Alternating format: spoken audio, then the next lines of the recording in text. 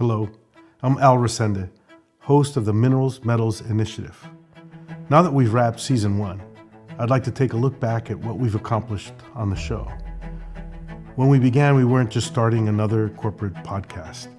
We were starting a conversation, an important conversation, about the growing importance of critical minerals in our daily lives. These are the materials behind our infrastructure, our healthcare technologies, our energy future, and our defense systems.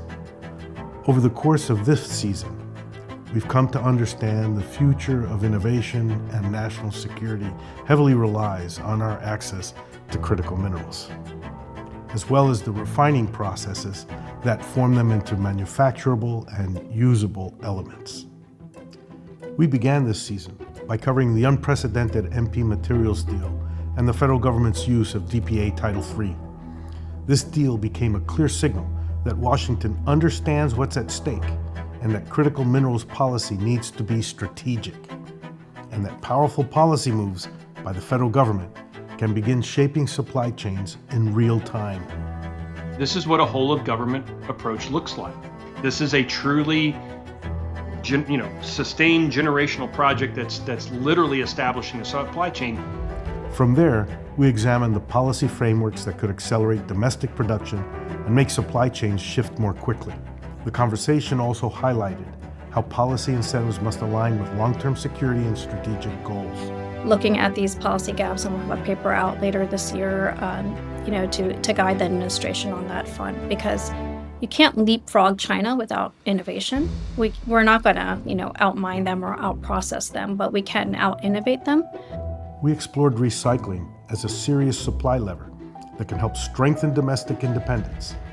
If structured correctly, recycled material can reduce geopolitical exposure and environmental impact at the same time. You're always going to need primary metal, mine metal, but metals can be recycled forever. There's no limit to how many times you can recycle a metal, and I would love to, in my lifetime, see metal recycling rates go from 20 to 30% up to 70, 80%. Why not? But then we confronted a reality that can be much harder to understand. Too much of the global supply chain is opaque. Too much of it carries embedded environmental degradation. And too much of it carries human rights risks. Where there's extreme environmental degradation, there is extreme human exploitation. The overlap is pure. It is 100%. That's why it was very important to understand how traceability can be utilized as a tool of supply chain resilience and ethical sourcing. As Ellen Carey said this season, traceability isn't about an audit. It's continuous visibility. It's proof of provenance. It's differentiation of minerals and materials. Because if we cannot clearly see our supply chains, we cannot secure them and build resilient systems nor apply the right policies. We need to be very mindful and clear-eyed to the fact that traceability, continuous visibility of critical mineral supply chains that lend to national economic security is incredibly important, not just for companies, but also our nations. And finally, we brought the show to M2I's home state of Nevada, the nation's leading gold producer and home to the only operating lithium mine in the United States. States like Nevada will define how America utilizes its domestic resources in the global race for critical minerals. We highlighted that domestic capacity matters, allied capacity matters, and standards matter.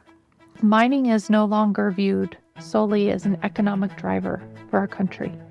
Mining is now viewed as a necessity for healthcare, a necessity for infrastructure, and a necessity for the Department of War. Throughout this season, one theme kept resurfacing. This isn't just about the economy. It's not just about national security. It's not just about defense capability. It's about how it is all connected. So where do we go from here? Season 2 is going to be about execution. Now that we understand a bit about the critical minerals crisis, how do we fix it? Next season, we plan to find out. We will tackle the complex coordination between government, industry, technology providers, and capital markets. The race for critical minerals is already underway. The question isn't whether critical minerals will shape the next decade. The question is, who will be the one to shape it? Thank you to every guest, every listener, and every partner who joined us in Season 1. This is just the beginning. I'm Alberto Rosenda, and this is the Minerals Metals Initiative. We'll see you in Season 2.